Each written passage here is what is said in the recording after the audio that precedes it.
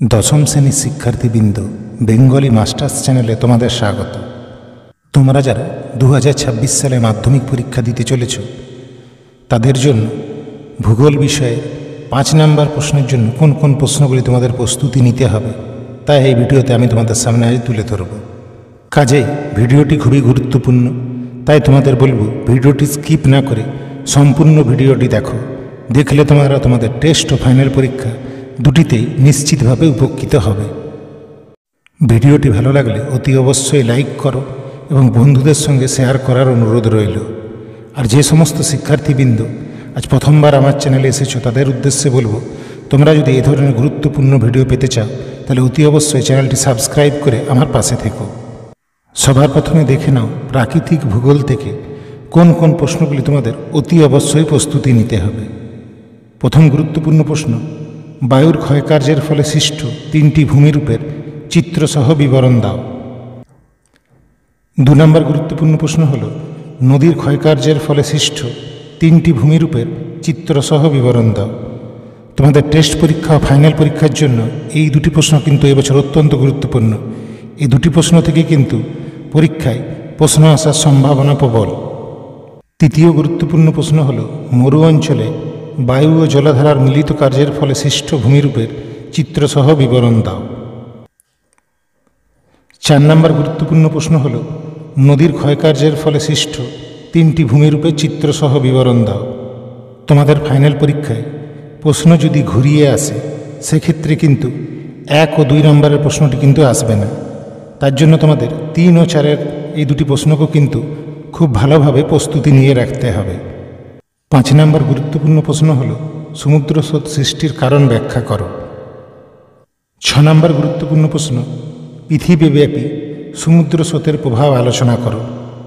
তোমরা যারা কম প্রস্তুতি নিয়ে দুটি প্রশ্নই কমন পেতে চাইছো, তাদের উদ্দেশ্যে বলবো, তোমরা আমার দেওয়া প্রথম 6টি প্রশ্ন অতি অবশ্যই প্রস্তুতি নাও। এই 6টি প্রশ্ন প্রস্তুতি নিলে তোমরা নিশ্চিতভাবে দুটি প্রশ্ন পরীক্ষায় কমন পাবে। এরপর আসবো, যারা বায়ুমণ্ডল অধ্যায়টিকে প্রস্তুতি নিতে চাও, তারা কোন কোন প্রশ্নগুলি ভালো করে তৈরি করবে।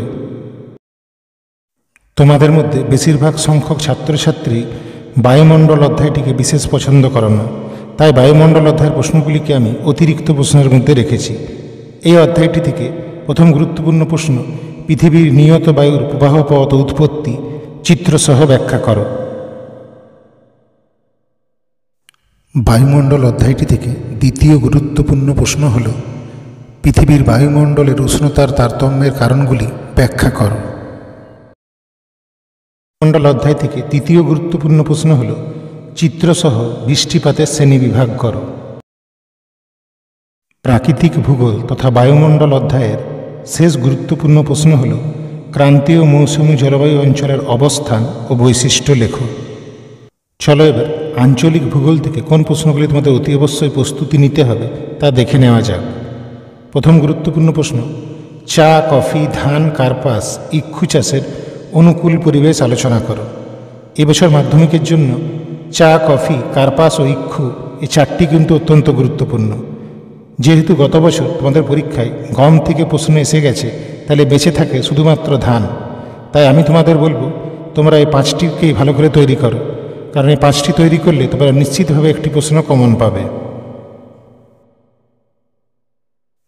আঞ্চলিক ভূগোল থেকে দ্বিতীয় গুরুত্বপূর্ণ প্রশ্ন হল, পূর্ব ও মধ্য ভারতের অধিকাংশ লো ইস্পাত শিল্পকেন্দ্র গড়ে ওঠার কারণগুলি লেখো।